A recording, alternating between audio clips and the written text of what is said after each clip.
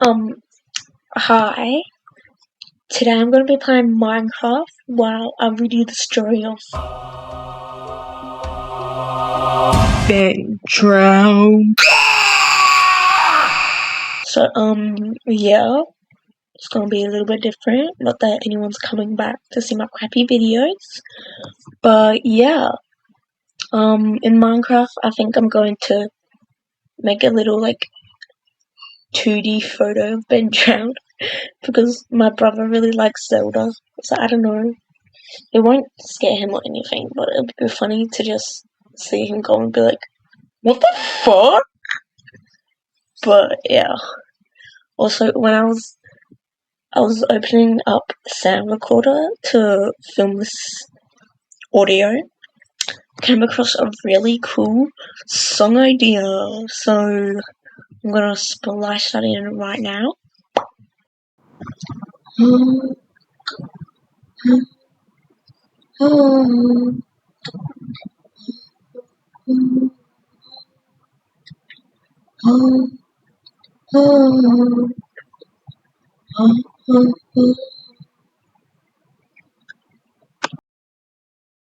Let's start reading Ben Drowned. All I know it's like, I don't fucking know actually. But it's like, Link on this video game and he like kills kids or something somehow. I don't know. Well, that's cool, we just got a photo of my mum on the side. That's nice. On the creepypasta page, there's like a little text thing, which kind of like to set up the story. Okay. Finally, after a long day, you get a moment to yourself. You take a deep breath, sigh out the weight of the day's pressures, and collapse into a beanbag, lifting the controller to load up a game and enjoy some much-needed escapism. This time, however, escape might not be so easy. This time, you have loaded up an old retro game that you bought from a garage sale. A lesser-known offshoot from a well-known game franchise that you've always had a soft spot for. Oh. Unfortunately, though, you were clearly not the only person who had affection for this game, or even the only one exploring the game's pixelated reality, because on the game's leaderboard, another name, the name of the game's previous owner, flashes brilliantly. This previous owner has left his mark on the game, but has not necessarily left. As you continue with the gameplay, glitches begin to appear. Operations and scenarios that shouldn't be possible begin to unfold, and increasingly you get the feeling that although it is your hands on the controller, it is you who is being controlled. Suddenly the screen changes, an oddly discordant tune, warped by the slow drag of playing backwards rings out from the speakers, and a face at once familiar and somehow changed appears to be on the screen. As long Kristen... What the fuck is wrong with me? Why can't I speak? As long crimson streaks of fresh blood drip from the eye sockets of the face, staring forever outwards, seems to see without seeing, staring at you, through you, into you. It is at this point that you begin to realize you shouldn't have done that. Okay, yeah, so that was the little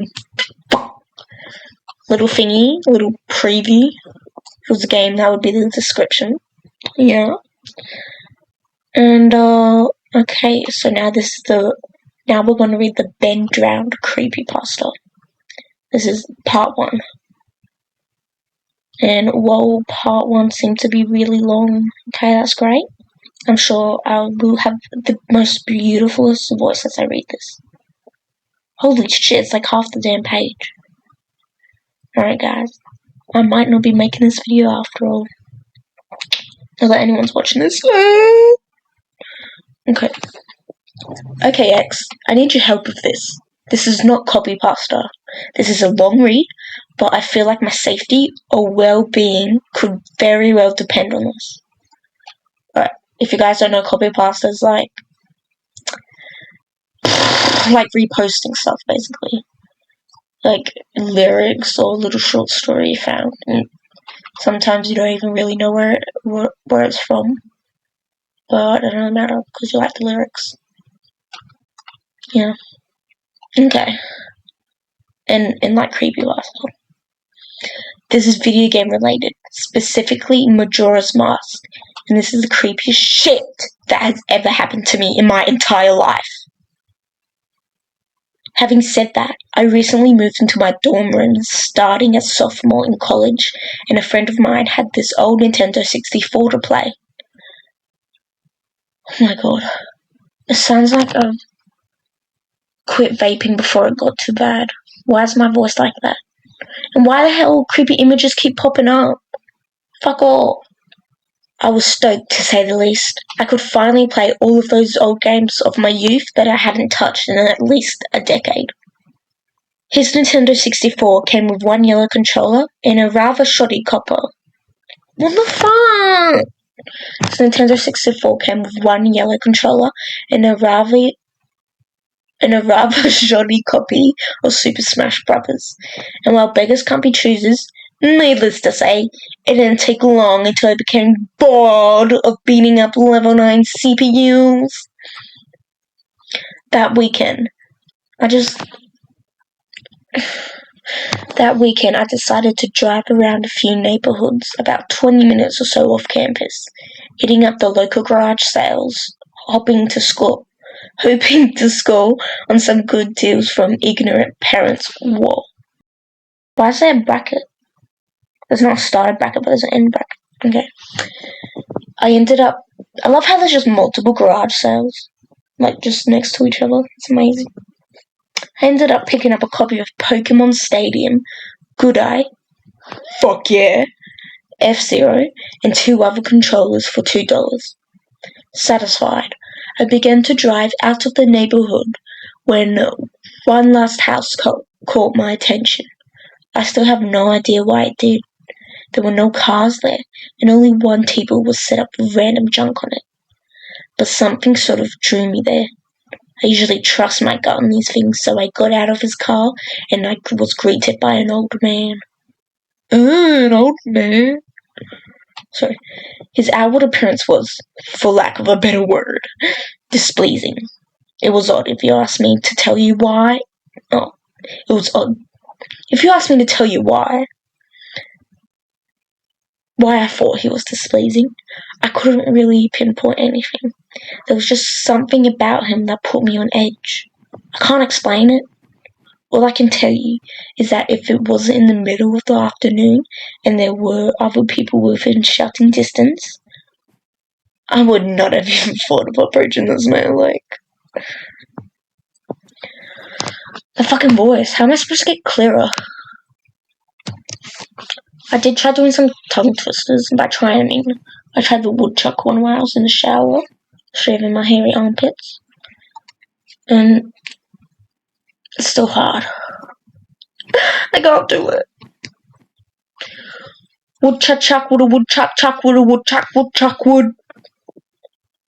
That was actually pretty good, but I sound like a British mean girl, so I don't really like that. Anyway, I don't actually know about Ben Drowned.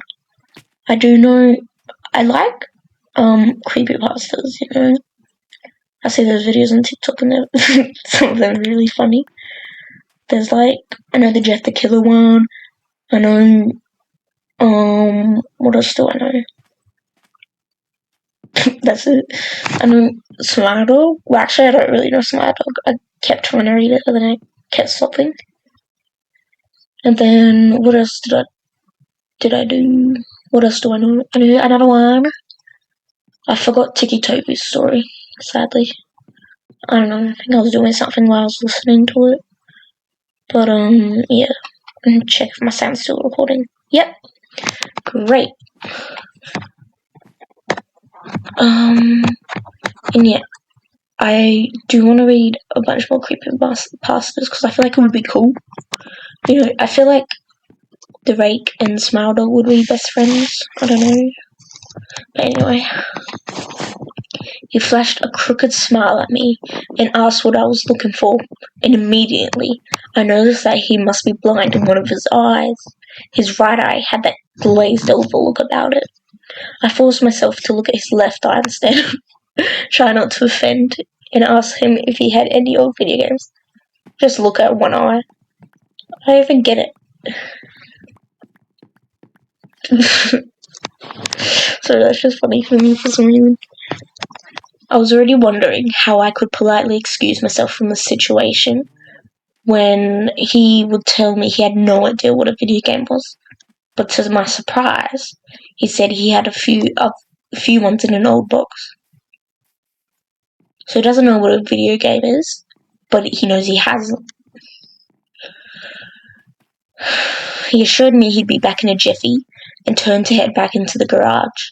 As I watched him hobble away, oh my god, I couldn't help but notice what he was selling on his table.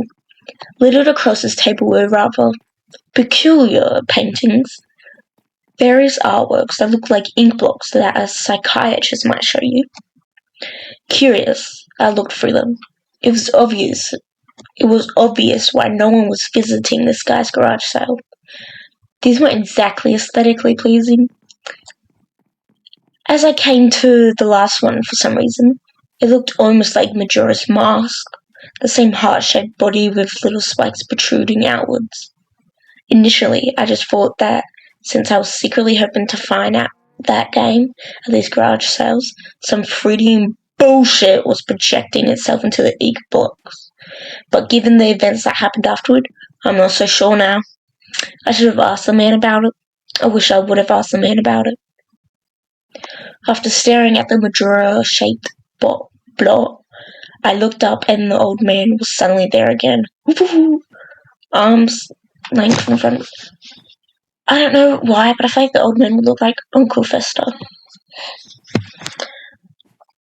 I'll admit I jumped out of reflex and I laughed nervously as he handed me a Nintendo 64 cartridge. It was a standard grey colour, except that someone had written Majora on it in black permanent marker. I got butterflies in my stomach as I realised what a cool winky-dink this was and asked him how much he wanted for it. The old man smiled at me and told me that I could have it for free, that it used to belong to a kid who was about my age that didn't live there anymore.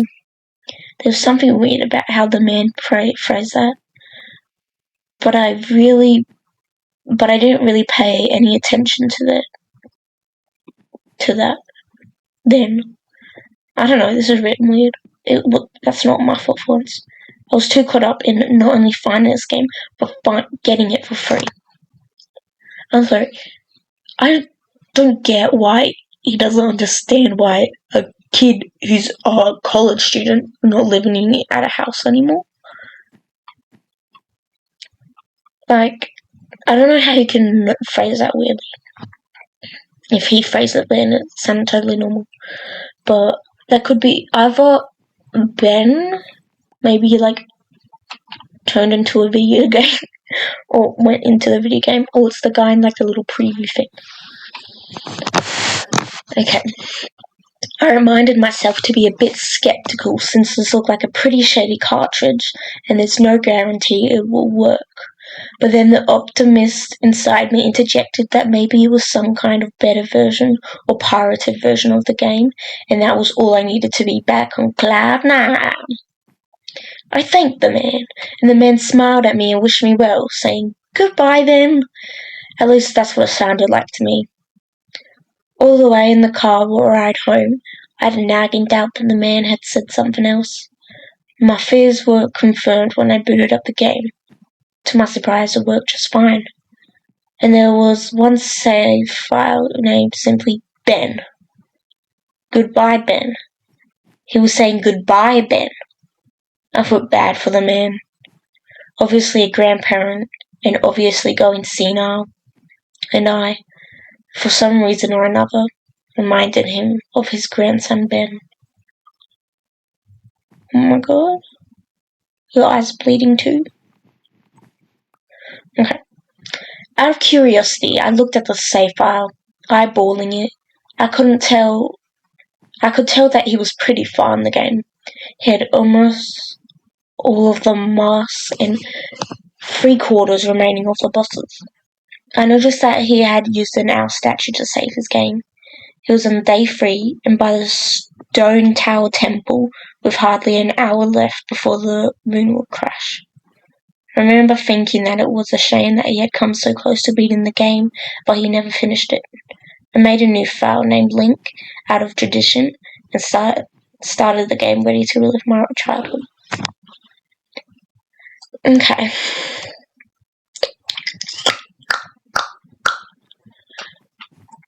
So there's clearly references that I have no idea what the fuck is happening.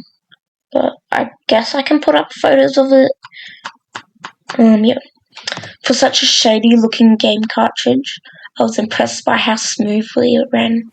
Usually just like a retail copy of the game, save for a few except for a few minor hiccups here and there. Like textures being I'm not gonna read that. However, the only thing that was a little unnerving was that at times the NPCs would call me Link, and at other times they would call me Ben. I figured it was just a bug, a fluke in the programming, causing our files to get mixed up or something. It did kind of creep me out though after a while, and it was around after I had beaten the Woodfall Temple that I regrettably went into the save files and deleted Ben. I had intended to preserve that file just out of respect for the game's original owner. It's not like I needed 2 files anyway. Hoping that would solve the problem. It didn't. Now NPCs wouldn't call me anything. Where my name should be in the dialogue, there was just a blank space.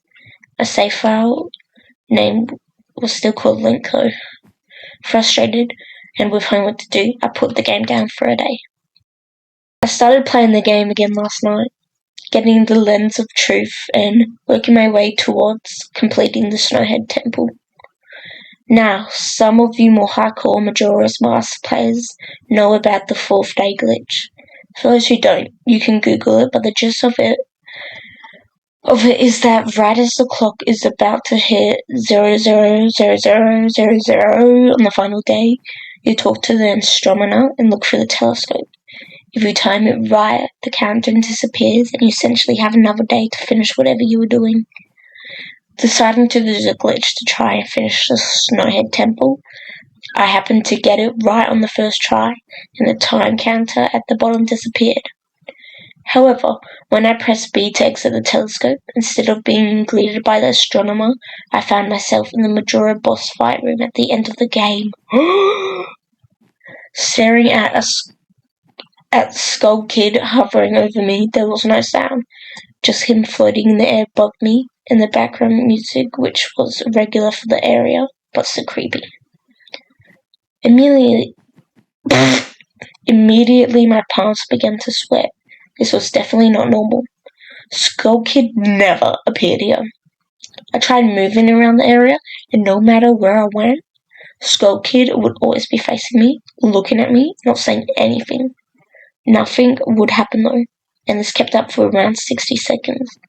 I thought the game had bugged or something, but I was beginning to doubt that very much. I was about to reach for the reset button when text appeared on my screen. You're not sure why, but you apparently had a reservation. I instantly recognized that text. You get that message when you get the room key from Andrew at the Stockpot Inn, but why was it playing here? I refused to entertain the notion that it was almost as if the game was trying to communicate with me. I started to navigate the room again, testing to see if that was some sort of trigger that enabled me to interact with something here.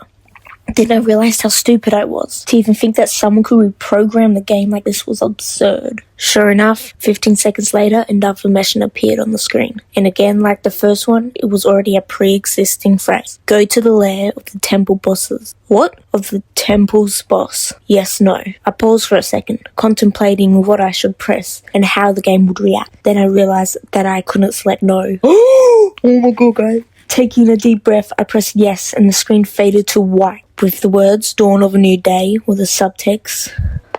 A bunch of those things beneath it. Excuse me.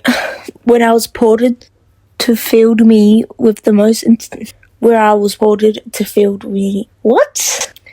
Okay, the most intense sense of dread and impending fear filled me than I had ever experienced. I don't know. That's worded weirdly. The only way I can describe the way I felt here is having this feeling of inexplicable depression on a profound scale. Inexplicable depression. Oh my god, guys. Oh my god. Depression is inexplicable. But okay. And it's on a profound scale, just to let you know. I'm normally not a depressed person, but the way I felt here was a feeling that I didn't even know existed. It was such a twisted, powerful presence that seemed to wash over me. Whoa, that's deep. I appeared in some kind of weird Twilight Zone version of Clocktown. I walked out of the clock tower, as you normally do when you start from day one, only to find that all of the inhabitants were gone. Usually, with the 4th day glitch, you can still find the guards and the dog that runs around outside the tower. This time, they were all gone. What replaced them was the ominous feeling that there was something out there in the same area as me and that it was watching me. I had 4 hearts to my name in the hero's bow, but at this point, I wasn't even considered for my avatar. I felt that I personally was in some kind of danger. Perhaps the most chilling thing was the music. It was the Song of Healing. It was the Song of Healing ripped straight from the game itself, but played in reverse!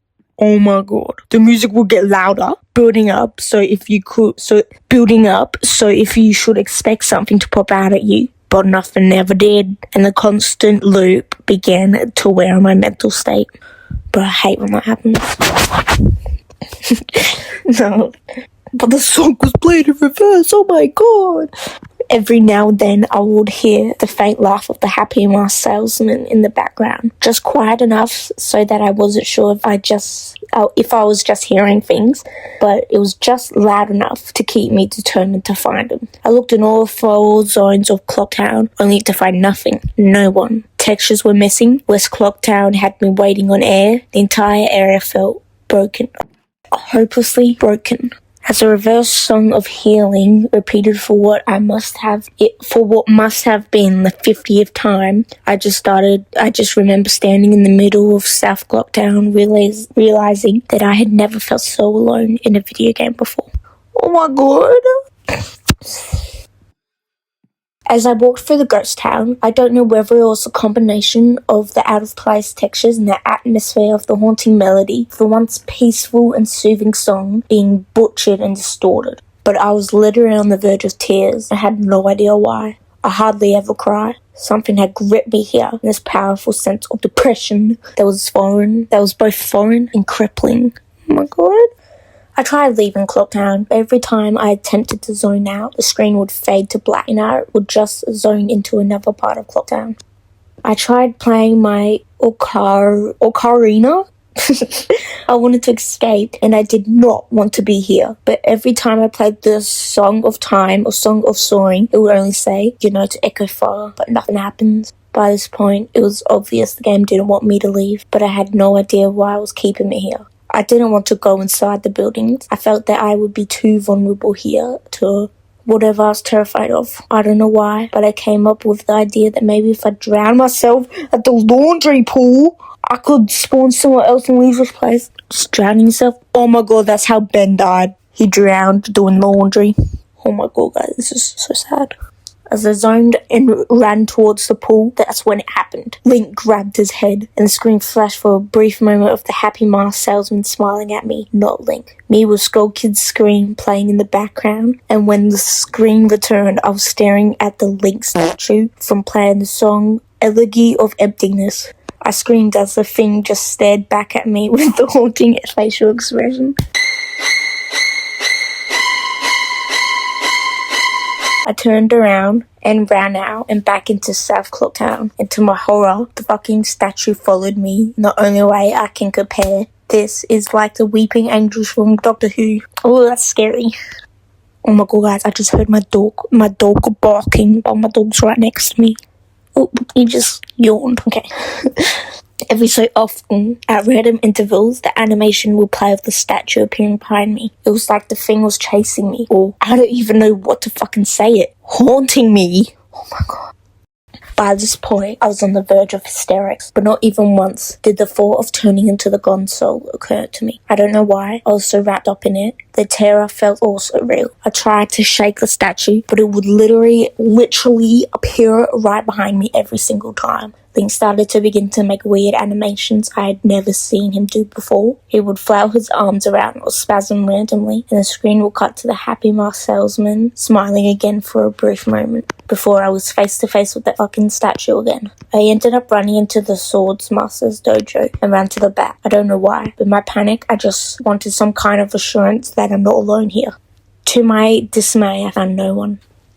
But as I turned to leave, the statue cornered me in the cubby in the back. I tried attacking the statue with my sword, but to no avail. Confused and backed into a corner, I just stared at the statue, waiting for it to kill me. Ooh. Suddenly the screen flashed again to the happy mask salesman, and Link turned to face my screen, standing upright, mirroring the statue, looking at me along with his copy, literally staring at me. Whatever was left of the 4-4 was completely shattered while I ran out of the dojo terrified. Suddenly, the game walked me to an underground tunnel, and the reverse song of healing queened up again as I was given a brief moment of rest before the statue started appearing behind me again, this time aggressively. I could only take a few steps before it would summon behind me again. I hurriedly made my way out of the tunnel and appeared in Southern Clock Town. As I ran aimlessly in a sheer of panic, suddenly a redhead screamed, and the screen faded to black as dawn of a new day and appeared again. The screen faded in, and I was standing on top of Clocktown with Skull Kid hovering over me again, silent. I looked up and the moon was back, looming just meters above my head, but the Skull Kid just stared at me hauntingly with that fucking mask. A new song was playing. The Stone Tower Temple theme played in reverse. In some sort of desperate attempt, I quit my bow and fired off a shot at the Skull Kid, and it actually hit him. And he played an animation of him reeling back. I fired again, and on the third arrow, a text box appeared saying, "That won't do you any good." And I was picked up off the ground, levitated upwards on my back. Then Link screamed as he burst into flames, instantly killing him. I jumped when this happened. I had never seen this move used by anyone in the game, as Skull Kid himself didn't have any moves. As the death screen played, my lifeless body still burning, Skull Kid laughed and the screen faded to black, only to have me reappear in the same place. I decided to charge him, but the same thing happened. Link's body was lifted off the ground by some unknown force, and he immediately burst into flames again, killing him. This time, during the death screen, the faint sounds of the reverse song of healing could be heard. On my third and final try, I noticed that there was no music playing this time, that all there was eerie silence. I remembered that in the original Counter of the Skull Kid, he was supposed to use the Ocarina to either travel back in time or summon the giants. I attempted to play the Song of Time, but before I could hit the last note, Link's body once again horrifically exploded into flames and he died. As the death screen neared its end, it began to chug, as if the cartridge was trying to process a lot of something. When the screen came to, it was the same screen as the first 3 times, except this time Link was lying on the ground, dead in a position I had never seen in the game before, his head tilted towards the camera, and the Skull Kid floating above him. I couldn't move. I couldn't press any buttons. All I could do was just stare at Link's dead body. After around 30 seconds of this, the game simply fades out with the message, "You've met a terrible fate, haven't you?" before kicking you out to the title scene. Upon getting back to the title screen and starting again, I noticed my save file was no longer there. Instead of Link, it was replaced with "Your turn! Your turn!" I had 3 hearts, 0 masks, and no items. I selected "Your turn!" and immediately when I did, I was returned to the Clock Tower rooftop scene of my Link dead and the Skull Kid hovering over. The Skull Kid's laughing, looping again and again. I quickly hit the reset button, and when the game booted up, there was one more save file added. Below "Your turn," entitled Ben. Ben's save file is right back where it was before I deleted it. The Stone Tower Temple with the moon on the scratching. I turned the game off at that point. I'm not superstitious, but this is way too fucked up even for me. I haven't played it at all today. Hell, I didn't even get any sleep last night. I kept hearing the reverse Song of Healing music in my head and just remembering the sense of dread I felt exploring Clocktown. I drove back to the old man's house today to ask him some questions with a buddy of mine. No way was I going there alone. Only to find that there's a for sale sign in the front yard, and when I rang the door, no one was home. So now I'm back here writing down the rest of my thoughts and recording what happened. Sorry if some of this has grammatical errors and whatnot. I'm running on no sleep here. I'm terrified of this game, even more so now that I've relived it a second time writing this down. But I feel like there's still more to it than meets the eye. And there's something calling me to investigate further. I think Ben is something in this equation, but I don't know what. And if I could get a hold of the old man, then I would be able to get some answers. I need another day or so to recuperate before tackling this game again. It's already taken a toll on my sanity, I feel like. But next time I do this, I'm going to be recording my footage all the way through. The idea to record only came to me towards the end, so you see the last few minutes of what I saw, including Skull Kid and the LG statue, but it's on YouTube here. I'm going to stay in this thread for a little while longer, where I fall asleep to answer the questions you guys might have, or hopefully listen to ideas or theories to help me shed some light into this, or maybe things I should try to do. I think I'm going to play Ben's file tomorrow to see what happens. Maybe I was supposed to do that all along. I don't believe in paranormal shit, but this is a little fucked up. But maybe this Ben guy is just a really good hacker/programmer. I don't want to think about the alternatives if he isn't. This is the end of the copy/paste. I'm hoping that maybe this is some kind of running gag the developers had, and that other people have gotten gag or hacked copies of the game like this. This just really scares me. Okay, and then there's a little YouTube video that I'm gonna watch right now. You can get my live reaction.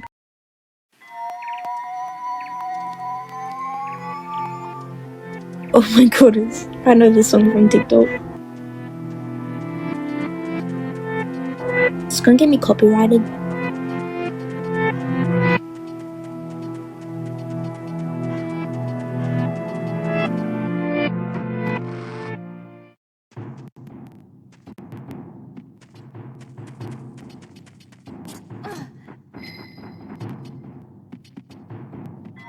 Oh my god.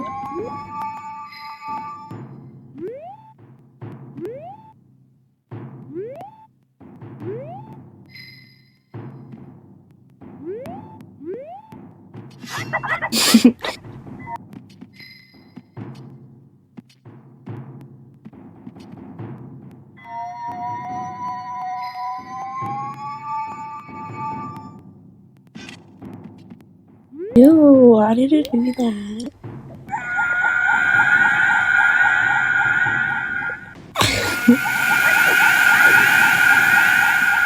It's hurting my ears.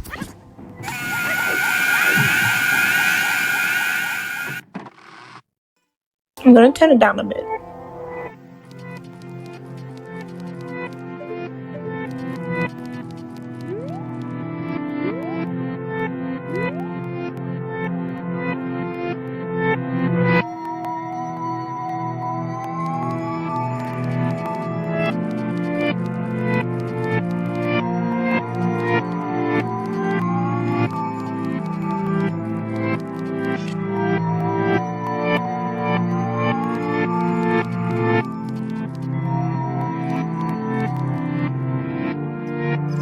Okay, that's why he's in Clocktown.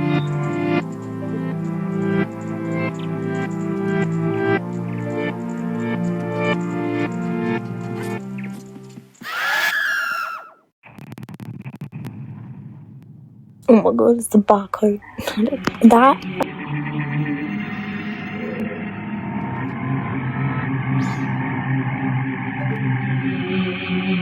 I think it's Skull Kid. Oh, is that the mouth? Ew, that's a nose. That's a head.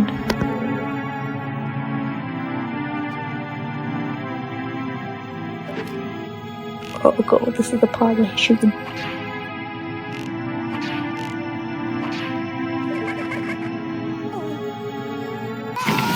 Oh, that's so that's the part where it bursts into flames the first time. Okay.